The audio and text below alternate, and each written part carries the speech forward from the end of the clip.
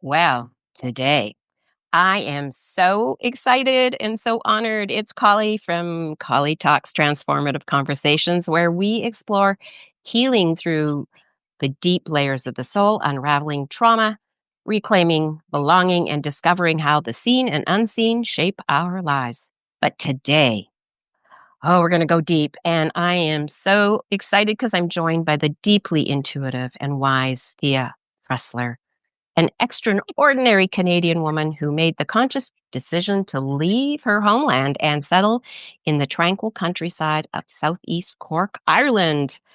Thea, she spent so many years living in Canada, and she's giggling in behind there, in different parts of Canada, rooted in places like Ontario, British Columbia, where she was immersed in both rural and urban landscapes. Her life's work began in mental health, supporting individuals through some of their darkest and most transformative moments. She has worked on the front lines of crisis intervention, career change for those with disabilities, and delivered powerful presentations at both community and international levels. But what makes her journey so profound is how she has bridged her mental health expertise with her lifelong connection to animals. Over the past decade, she has merged these worlds, training family dogs to assist people with disabilities, especially neurodivergent children and adults. Today, we will explore how trauma and healing not live, but live in the body, how animals help us regulate and remember who we truly are, and what it means to live a life led by both intuition and deep service. Thea, I'm thrilled to have you here. Thank you for joining Colli Talks. Oh my goodness, Colli, what an introduction. I'm a little teary here. Thank you. Aw, well, you are so deserving of that and more, my dear. You know, our Thea and we go back, way back, and we'll get into that a little later. We go back into a beautiful area called Nelson, British Columbia, where magic and miracles happen. And Thea just happens to be one of the miracles that happened. And I get teary in Nelson. So, yeah. So, girl, to start off here with, the mental health and trauma work. You've spent decades supporting people in mental health crisis. And how has your perspective on healing evolved over the years? Well, the deep understanding of others' trauma, and through the work that I was doing, I experienced my own trauma as well. Mm, Doing frontline work, where being first on the scene after a terrible murder in Prince George, listening to people's trauma can also bring on vicarious trauma. hmm And understanding that our brains actually change as a result of trauma. hmm We process information differently. We, for some people, now you spoke on the intuitive aspect, for some people, because needing to be hyper vigilant about what your environment is, they've tapped into that ancestral, tribal, intuitive ability hmm where they would be able to read what their environment is, but also be able to sense something that's coming up and prepare for it.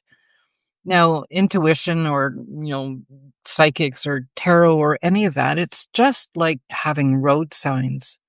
So if you have a road sign that's saying you might want to slow down, there's a hmm dangerous curve ahead, it will be up to you if you're going to zip around the corner saying, I've got a Maserati, I'm fine, or you'll take that into account and slow down.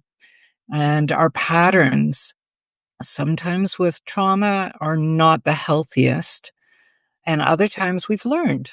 So hmm changing those patterns so that we learn is probably the most profound personal growth experience ever.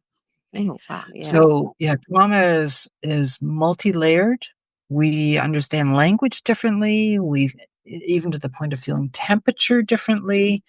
And I worked a lot with PTSD, so post-traumatic stress disorder Right. clients in the service dog world, and they were both first responders and veterans. Mm. and hearing their stories and watching when they are matched up with the dog.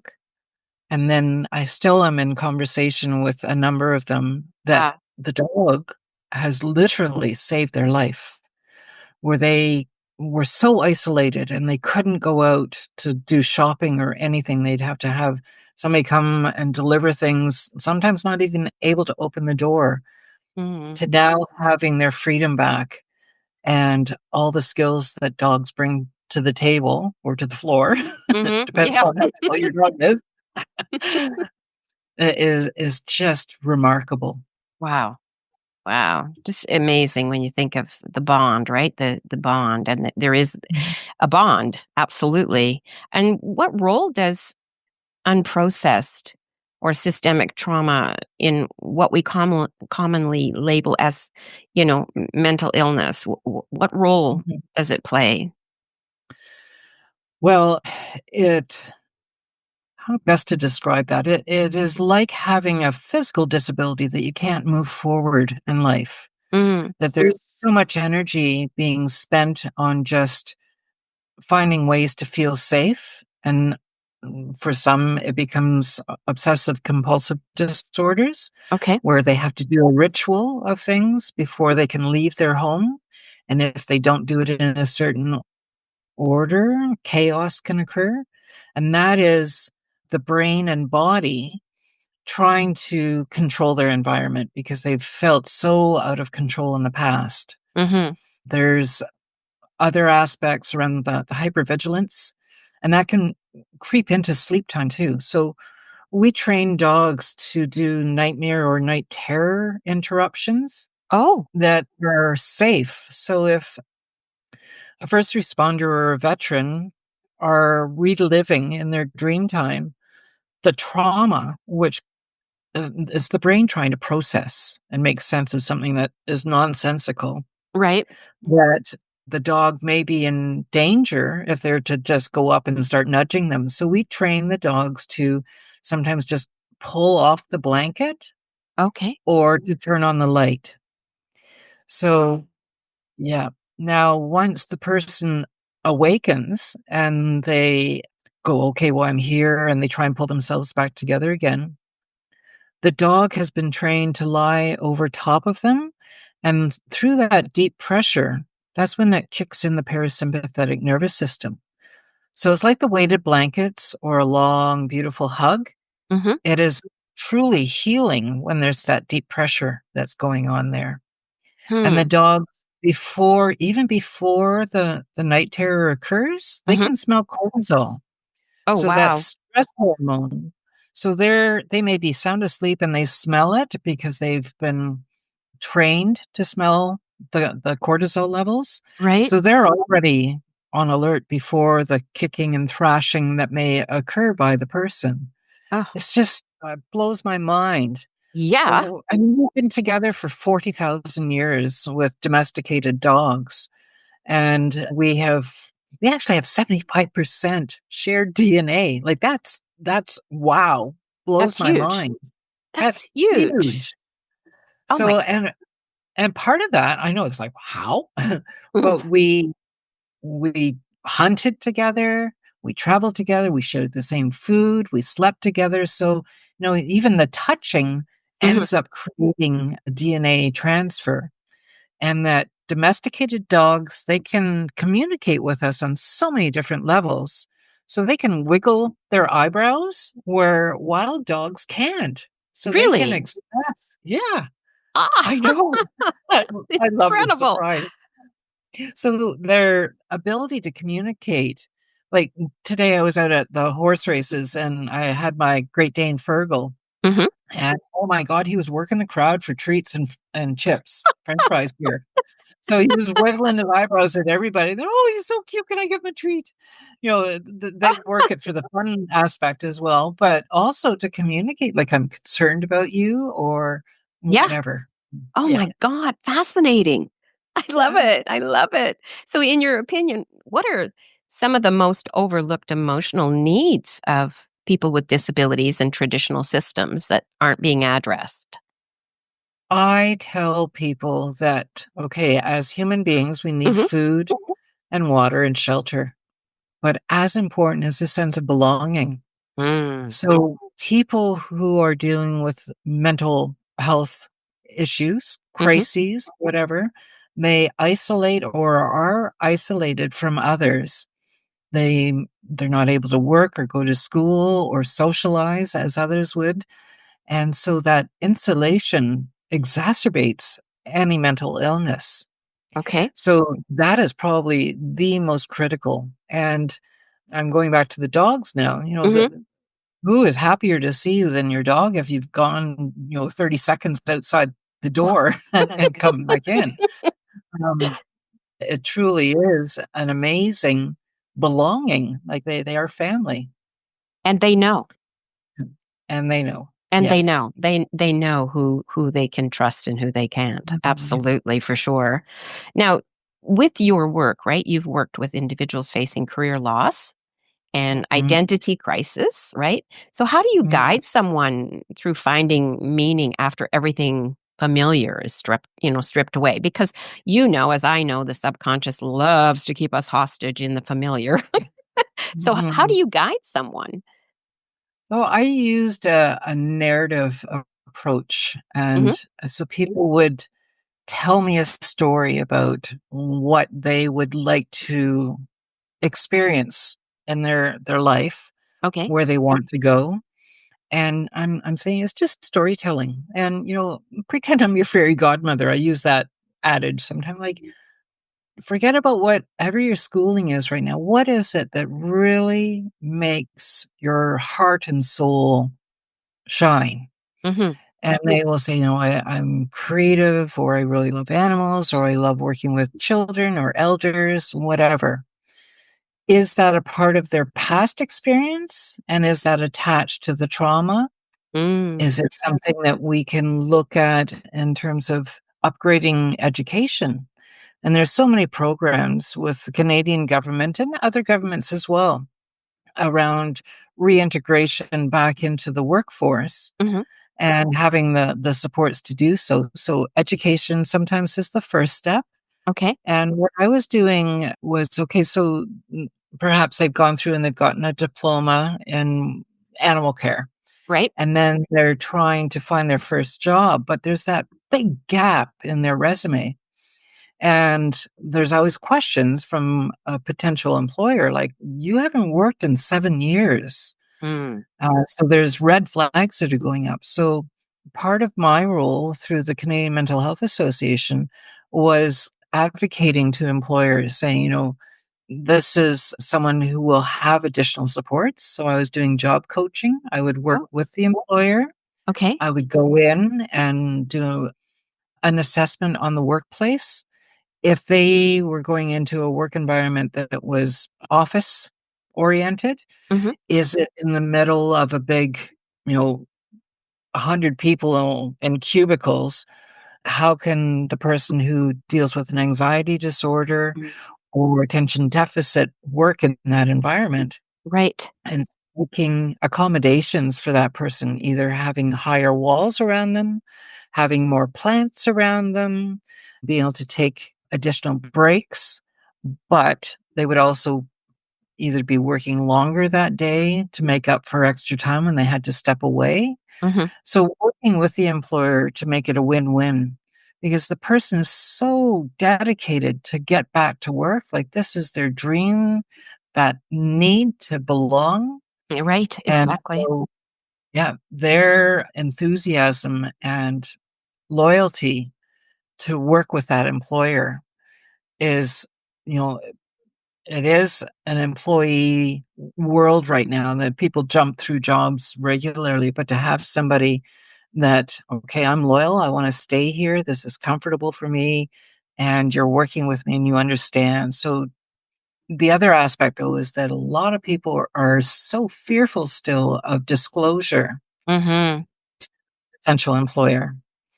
Now, that disclosure to a potential employer doesn't go out to the rest of the staff. It's up to the individual if they want to share that they have special needs, be it how their cubicle is set up or whatever. Right? So having that approach to be able to disclose, feel safe, know that now Canada has, and it was the very first country in the world, the psychological health and safety legislation that all the government employees are under. It's not law yet, but it is through the health and safety standards. Okay.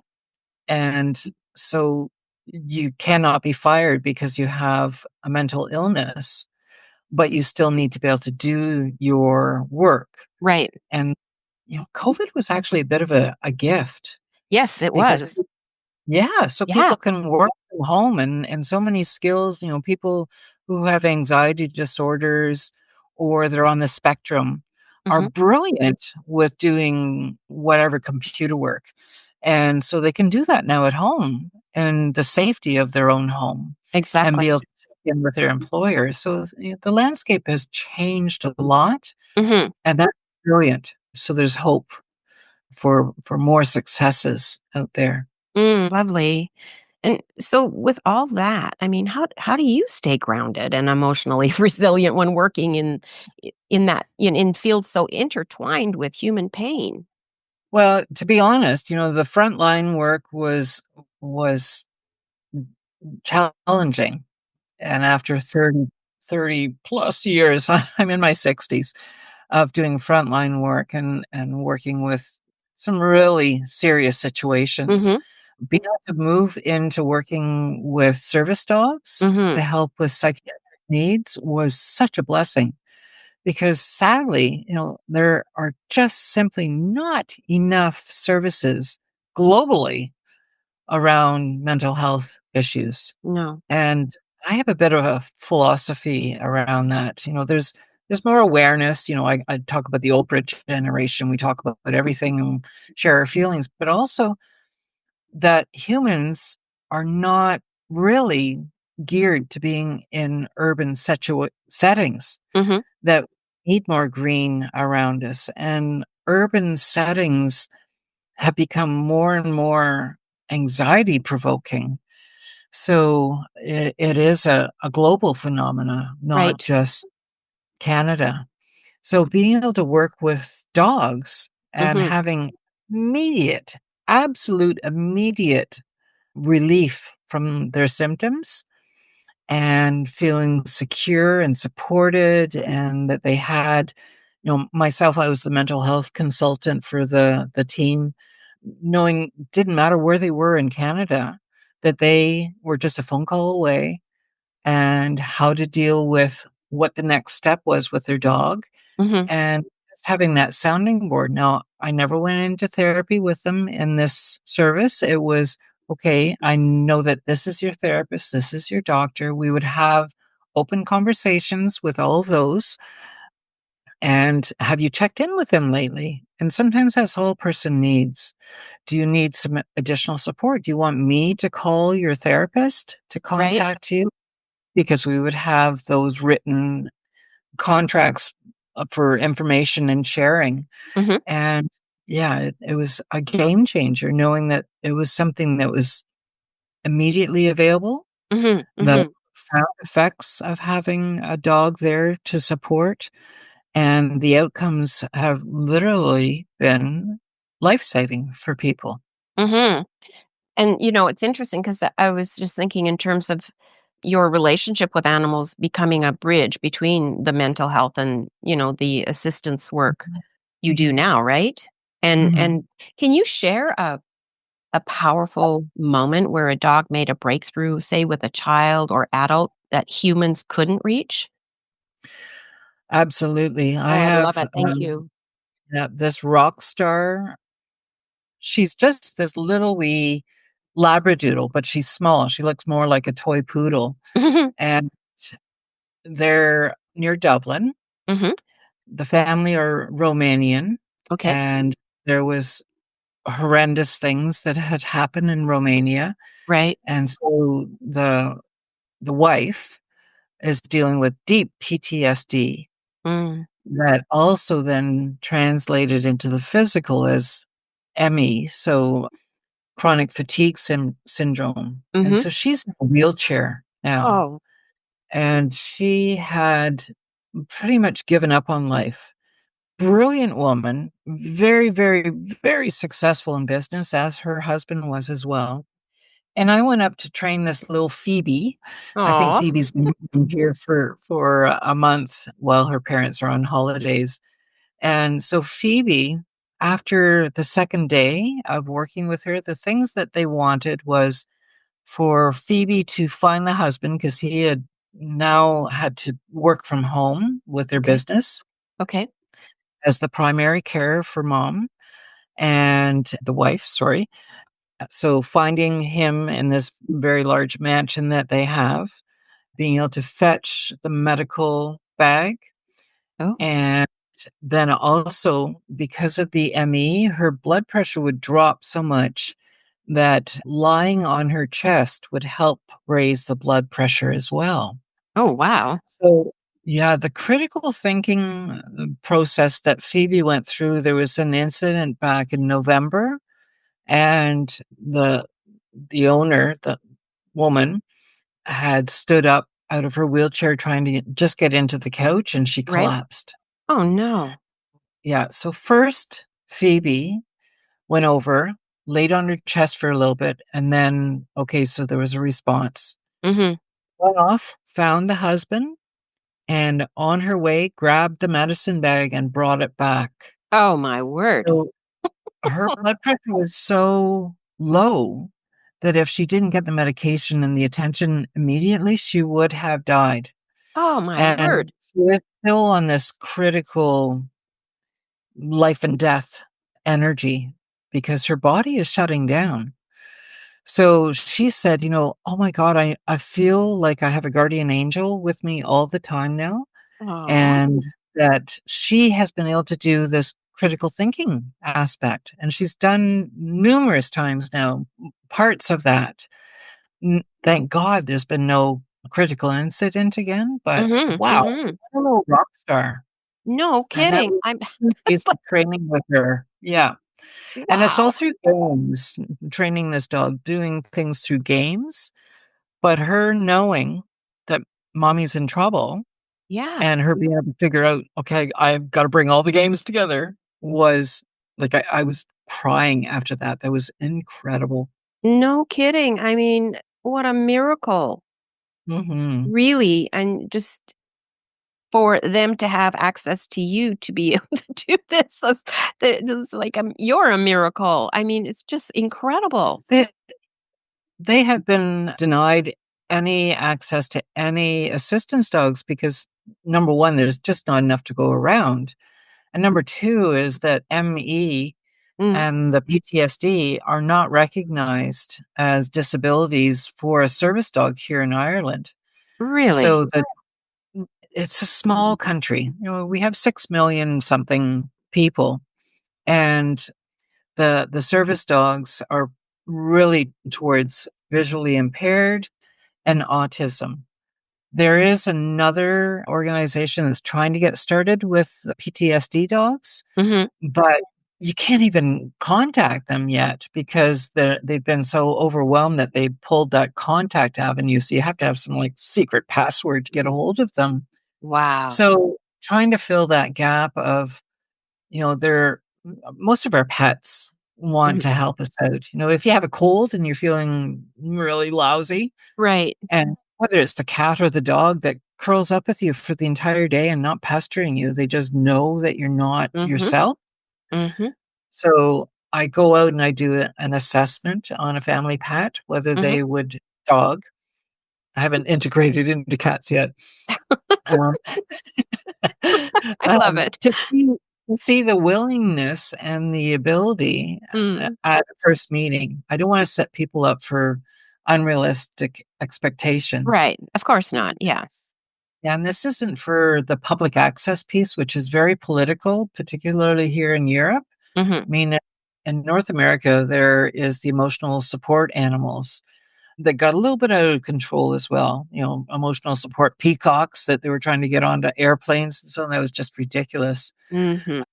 But to be able to train dogs some of these skills that will help in the home for children on the spectrum or adults with a variety of different physical and psychological needs. Mhm, So mhm. I love my job. Oh my god, no kidding. I mean, what's not to love? I mean, it's amazing, right? I mean, it's just like, "Oh, wow." Like magic, miracles. I love it. It What's feels like a miracle. It does, it is, absolutely. And what's something, through all you've experienced, what's something most people misunderstand about assistance, the assistance dogs versus the emotional support animals or pets? So the assistance dogs, when we use that term, is in Europe, it's either assistance dogs or guide dogs Right? for visual impairment. So in North America, we use the term service dogs. And here, they have not opened up the can of worms with regards to emotional support animals. Oh, okay. Just because of it was actually me going to I was working with guide dogs here in Ireland, and they asked me what my perspective was, and I'm like, "Oh, don't go there with the emotional support animals." Mhm. There was no testing, there was no regulation, you'd go to a doctor and you would get a letter that, yes, this person would benefit from having their dog with them.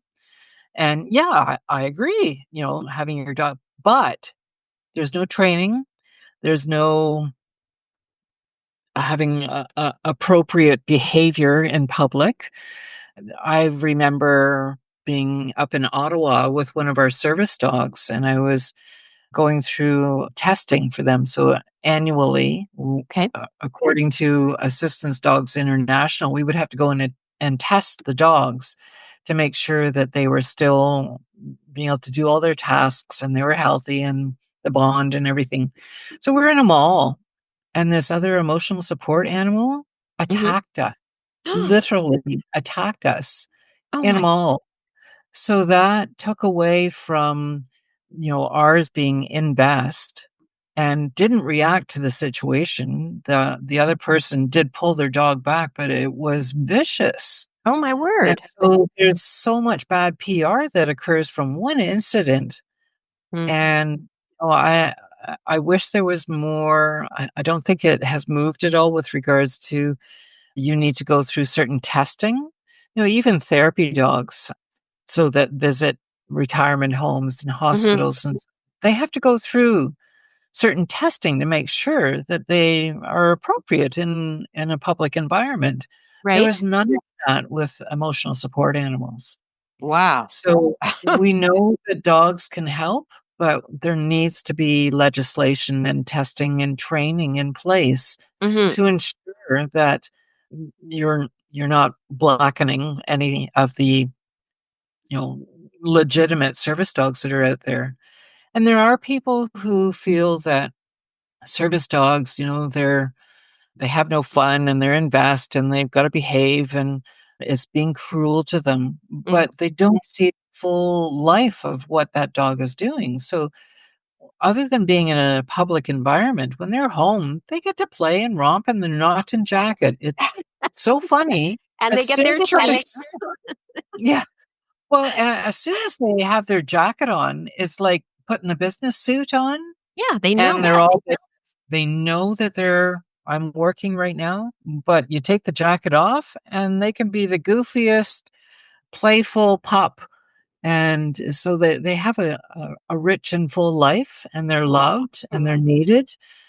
So the misconception that is out there around Mhm. service dogs and some cruelty that goes with that, because dogs are so geared to helping us, Right? they are really happy to have a job. Most dogs need jobs or they get into trouble. They chew your shoes or a couch or whatever Sounds like happens to some be. kids I know.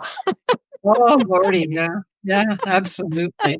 It's great. It's true, It's like, you know, it's about discipline and it's not about being brutal or mean or cruel. It's just, hey, everybody needs a little discipline. Yeah, I do. socially acceptable behavior, yeah. Exactly, exactly. So, what have what have animals taught you about healing that books and therapy rooms could never provide? Oh my goodness. I also work with horses. Oh, okay. Mhm. Yep.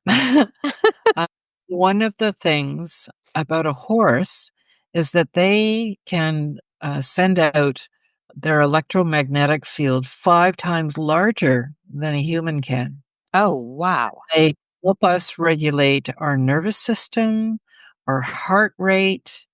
They know exactly where you're at that time, and so equine therapy, which is, Mhm, technically called hippotherapy, apparently they're related to hippos, but that equine therapy, people who just come over to spend time with horses mhm, feel better. And it's like, "Why do I feel so much better?" Well, they get you, and their interaction with you. Now, usually I'm working with thoroughbreds and, mhm. a thoroughbred will find out ways to kill themselves and you in a day if they're hyper, but you go in as I do, I do massage and so on with horses. You go in with good intent and you get a thousandfold back. Oh, wow. So, yeah, it's Mhm, just, remarkable around animals and that the I mean, even with us humans, it's 90% nonverbal mhm, communication that occurs between humans. mhm, And so think about that. We're doing 100% with dogs, but they do understand. Actually, they understand up to a from 2 to 5-year-old amount of vocabulary. It's amazing. My Great Dane is like, I'm sure he understands sentences now. I have to spell things out. He'll spell shortly, but that Virgil, he's extra special.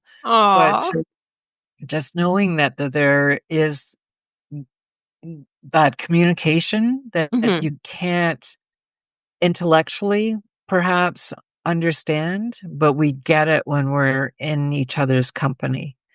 And when animals seek out your energy, the best thing ever is going to a party and the family dog comes over and spends time with you. mhm. That's the most precious gift. Or Yeah. cat. I Yeah. get it, I get it. I know that feeling well. Sometimes too much attention from Oh, 3 never too much. from 3 dogs. Well, no, I'm talking 3 dogs, 3 grandchildren. It's like, Oh, womp. I love it though. It's all good. It's all good. So, my dear, you've gone through a lot of life transitions and now living abroad. So, what led you to leave Canada and choose Ireland as your new home? Like, was it intuitive, practical, or a bit of both? it was a bit of everything, a whole pile of magic. I first came over in 2011 Mhm. after my mother's passing, and I wanted to write a book. So she had Irish ancestry. Right? And so I came over for a month and absolutely fell in love with the land. I made friends right away. I'm a bit of a talker, so it wasn't hard for me to meet people, but Yeah. those people I met are still my friends. Aw, And so I started bringing retreats over to Ireland as a way to finance my trips. brilliant. And so I would rent an entire castle. There would be, up to 12, 15 people, and we'd spend a week of doing traveling around, going to sacred sites and doing inner work, everything from mindfulness to yoga to tarot to intuitive development, ancestral retreat that I did one time, and it was actually on my ancestral land, which was interesting. Oh, wow. Um, yeah, so down in Galway, I discovered the ancestral home, which is a castle, but it's held up by vines and all the history behind that. So the land truly speaks to you. It's such an ancient, ancient energy here. Hmm. And where I live right now, I look across the field to what they call a ring fort. Mhm. And the ring fort is between 4 to 6,000 years old. And there are tunnels underneath that Oh my lead to god. 2 other forts. So these ring forts are attributed to the fairy folk, and we're not talking Disney fairies. It Yeah. is the they're also referred to as the gentlefolk, Mm. and that locals absolutely believe in them and their energy still being here. So I was offered a job in 2019 Okay. to come over and work with guide dogs. And so I sold my home. That was December. It was Christmas that I would always come over and work with guide dogs and do training around mental health for their staff. Mhm. I sold my home March the 4th, 2020, and then the pandemic hit. Woo! Ooh, timing. Yeah. Yeah. So I ended up on the very first flight over in July of 2020, still had aspirations that everything was going to be good. And I found this gorgeous property. It's a thatched cottage. It's over 300 years old, looking out on this ring fort. Wow. And it was about half an hour from the workplace. And I have landed. Now, we had probably the most profound lockdown. So I couldn't leave my home and travel any further than 5 kilometers because they Wow. had police checks. So the Gardaí were out and you had to say where you were going to. And I'm like, I have to get into town. Like 5 kilometers would just get me into a cow pasture. So I'm going into town for groceries, etc. So I've had to be very creative since. But this country, this land, these people own me. Aw. And it felt like coming home. It was Mm. the true sense of belonging, of Mhm. safety. You know, here I am putting it out on the podcast. I don't lock my car anymore. I don't lock my home anymore just because I feel so secure Mhm. in countryside where I am and I know my neighbors. Beautiful. Plus I have a really big dog too, but Yeah. Yeah. but just that sense that I don't have to be in a panic to lock everything up behind me each time. Right. And beautiful things have opened up to me since. Sadly, the guide dogs position didn't transpire only because they're funding, because we were on lockdown longer Mhm. than anyone else, months of lockdown. Wow. And so that really ate up any of their reserves. Mhm. They an awful lot on donations, and everybody was in survival mode. Oh, for sure. Absolutely. Absolutely. And that's something I was going to ask you is, and you kind of covered it with regards to, how your nervous system responded to the major transition, right? Especially because of it was at COVID. And, so Mm. biggest thing I'm getting from this is that you settled into that complete sense of belonging, which is Well, huge. absolutely, and the true sense of community where people Mhm. are looking out for each other, and I know part of it when I first arrived was like, "Oh my god, who took over the thatched cottage?" And I would see a woman there, so I started having the tractors, the farmers dropping by and saying, "Do you need anything?" and chatting, and, "Oh, it's a Canadian." So then, like, the entire community, I was the talk of the community. Aw. People just going out of their way to help. It was a beautiful experience where I felt welcome and, the medicine that I needed for the resilience that Mhm. was called on within my body and my mind and my soul to go through. Like, this was the college needed an awful lot of work when I Mhm. arrived, Mhm. Mhm. and I make jokes about, I used to be really excited about shoes, but now it's power tools. Especially that wonderful store in Nelson called Shoes for the Soul. Oh Yeah, gosh, I love that exactly, right? I know, store. right? Oh Yeah, my goodness. So there's yeah. a lot of difference, I would think. I don't wanna put that out there, but from your perspective, what differences do you see between how Ireland and Canada, approach trauma, mental health, and community care? Well, I think every country, to be honest, Mhm. is scrambling trying to address mental health in their communities. Mm. And Ireland has sadly the highest per capita number of suicides Oh, of any no. developed country in the world. And that's because of so many different things around the men don't talk about it as primarily the male demographic. It was a very conservative, church-oriented control that was Mhm. going on with the country, and just coming out of that. Now the demographic is actually older men that are more at risk. Okay. There's also younger men now that are dealing with addictions, a lot of gambling here. Oh. Um, so yeah, I mean, there's bookies, multiple bookies in any town that you go to, Mhm. and there's the community called the Travelers. Okay. So the Travelers are historically, they were displaced Irish out of their homes when the English put such heavy taxes on that they ended up being kicked out of their homes. So Oh. they became the Tinkers.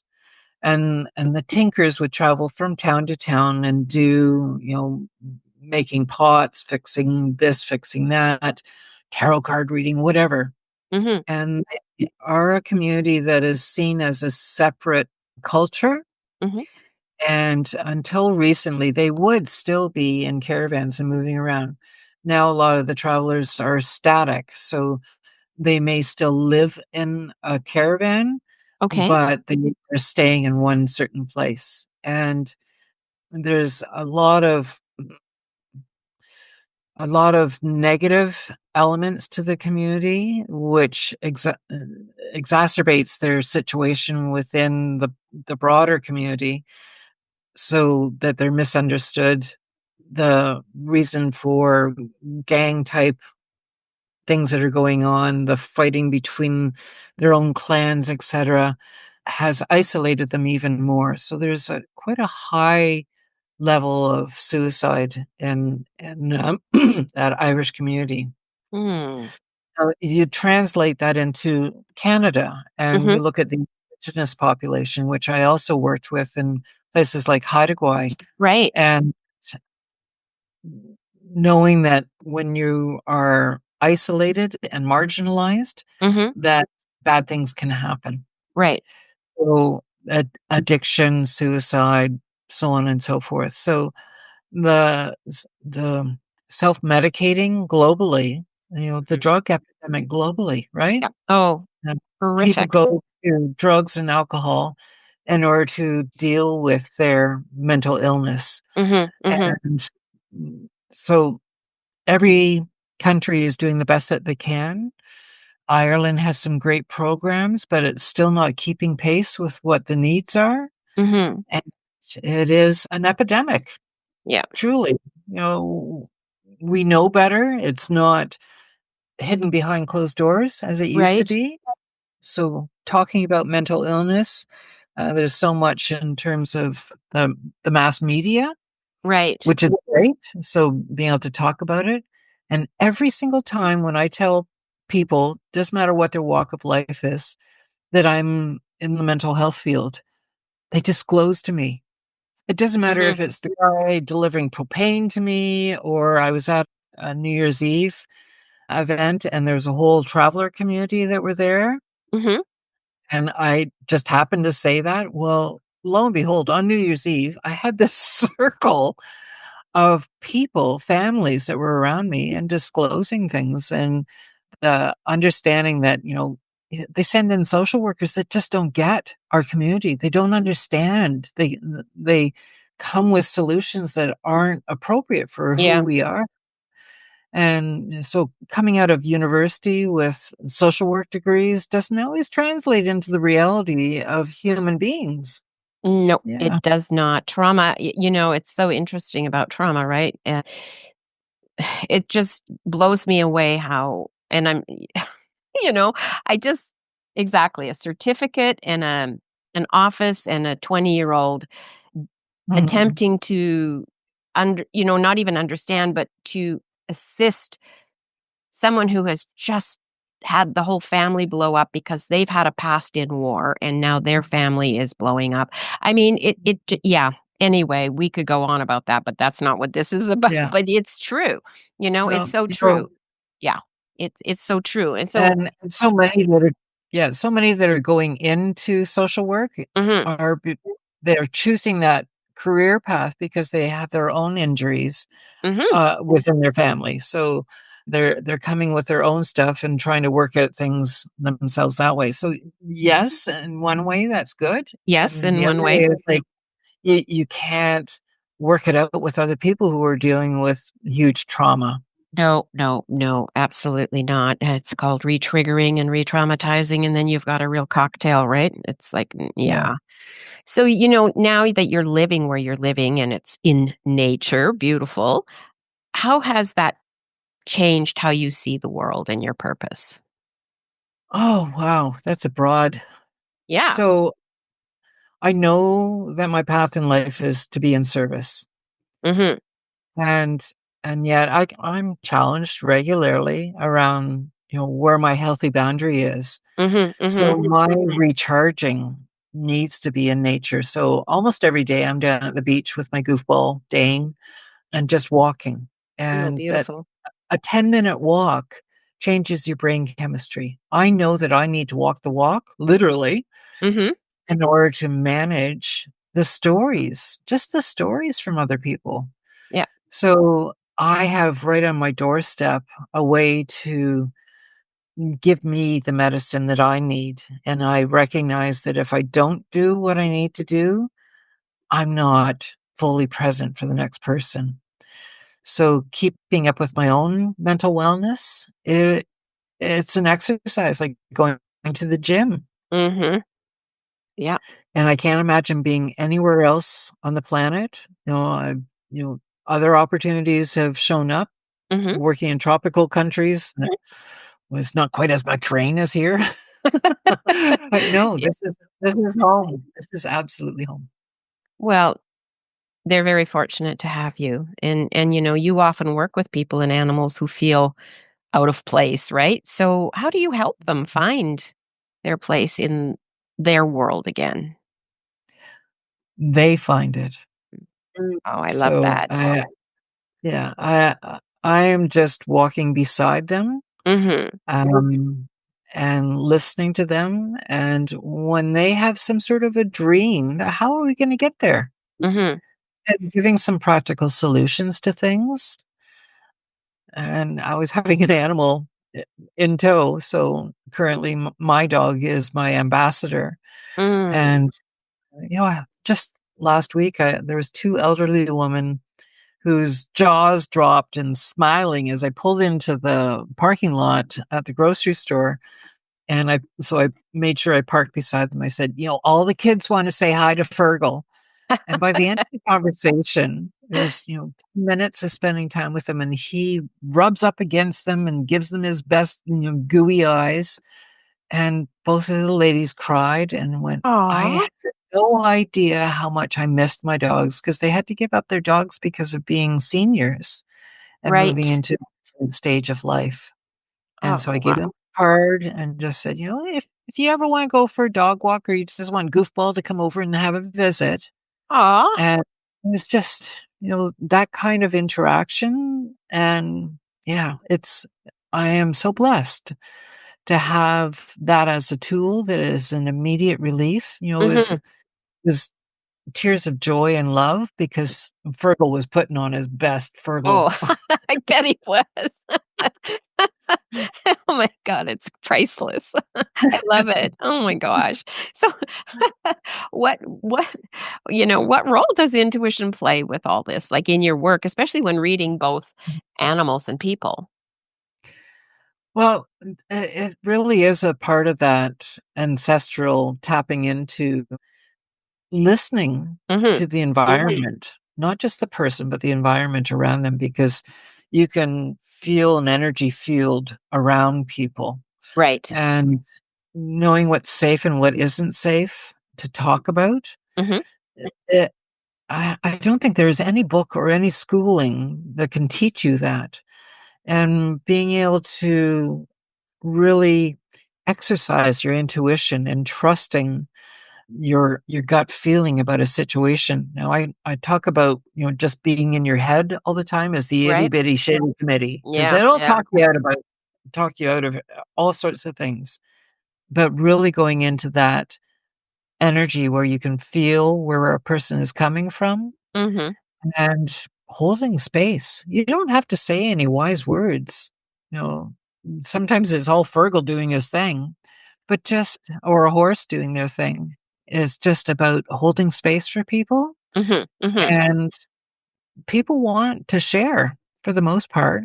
Yes, they You know, do. as I said, the propane guy to whomever starts to disclose once they know that this is what your path is in life.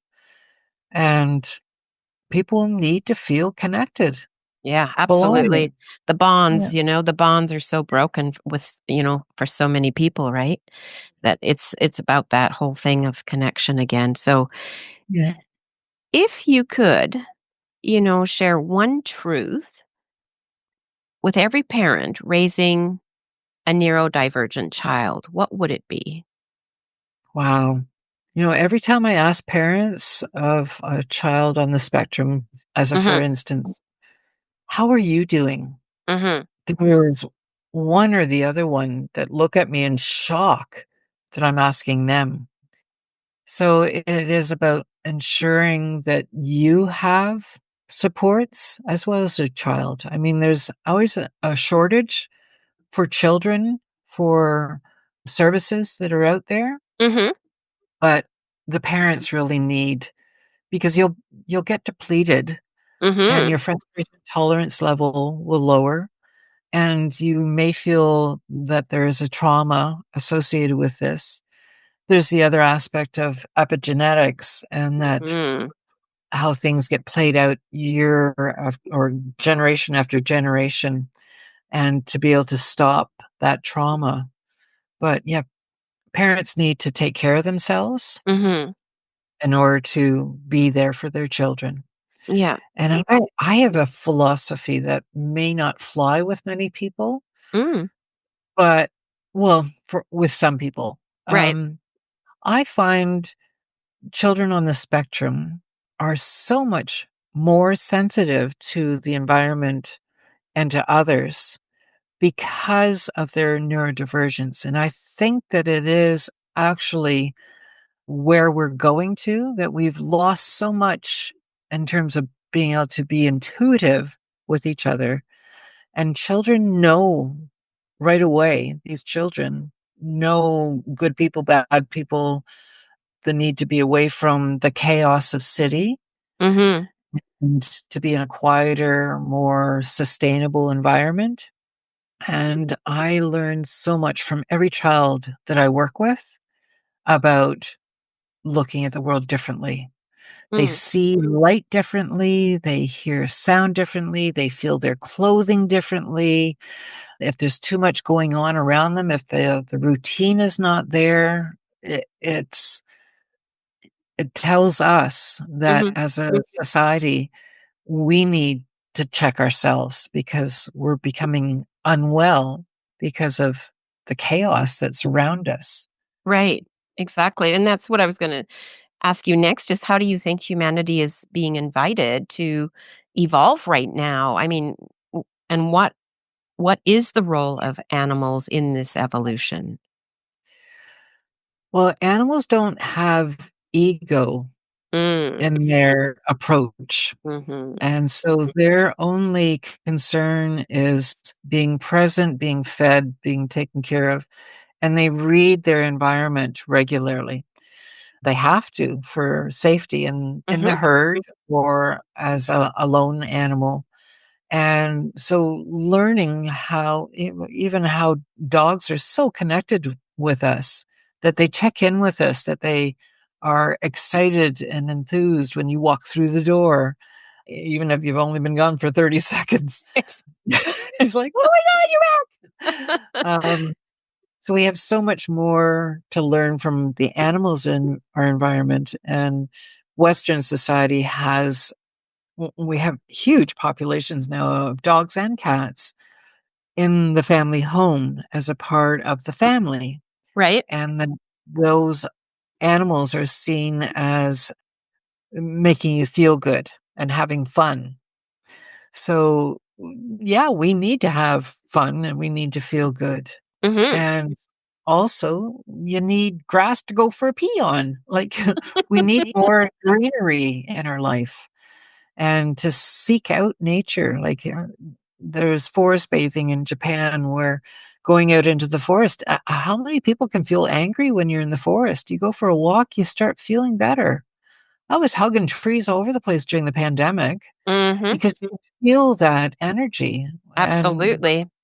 we It was just, yeah. the one thing Just, I learned how to do very well in Nelson and taught my grandson how to do, and now teach my other 2 grandchildren how to hug trees. It's and they at first they look at you like, "Nana, you're crazy."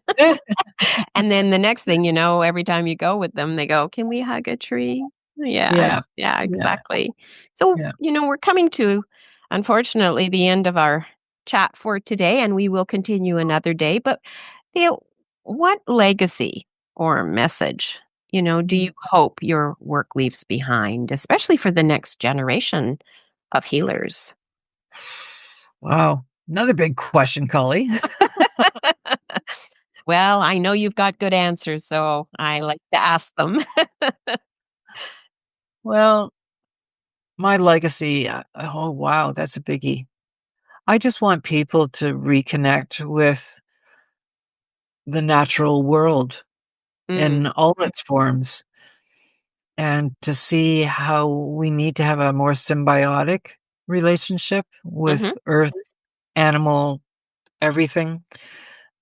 And that seeing how eagerly the domesticated animals in our lives try to find the way to make us feel better. mm. And it's that's such a gift. It is. It's such a gift. So, kiss your kitty or your puppy or your horse or your mm, chinchilla. I don't care what it is. Just to know that they see you in a beautiful way and just look in the mirror and see yourself in that same beautiful way. Aw, it's beautiful. Aw, it's so true. It's so true. I have been without an animal now for, Mm. uh, coming up to 5, yeah, almost 5 years.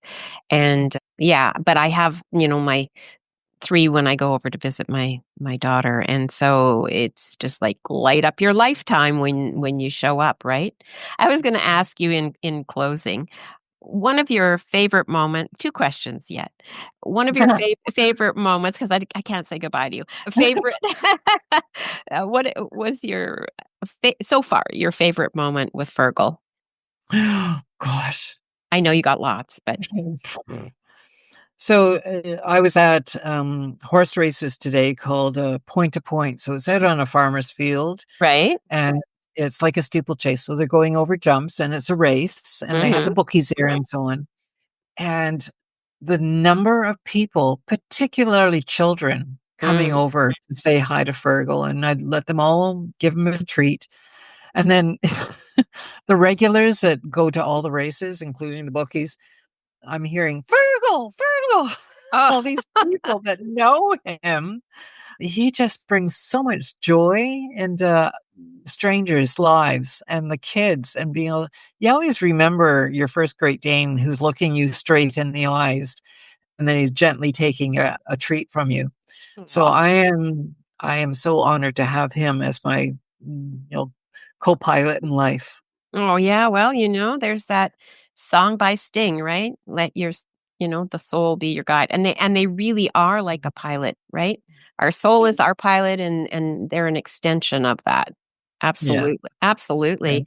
So, Theo, if you were to be an animal, what would you be? I was torn between horse and dog. Oh, I I probably come back as a dog because okay.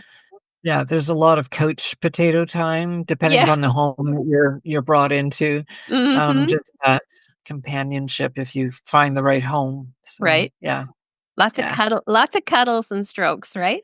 And lots of treats. Ideally, ideally, yeah. Oh my god. Well, this has been a real treat for me, and I love you, love you, love you so much. I'm so grateful that you've honored, us today with your presence. And I can't wait to share this with everyone that was my audience, but now is your audience as well. And I will have your information posted on, the promo piece so that people can reach out to you Thank because I know there will be people that will want to be in touch with you. So as I said before, I'm so honored and humbled, and I love you, girl. So thank you so much for gracing me with your presence. Well, love you too. This is just, I'm so delighted. Any information that people can pick up from the session and know that your dogs really do want to make things better for you. Mhm, And they're mhm. just trying to figure it out. Yep. Exactly. Well, my dear, until next time. Thank you so Okay. much. Thank you. Thank Okay. you so much.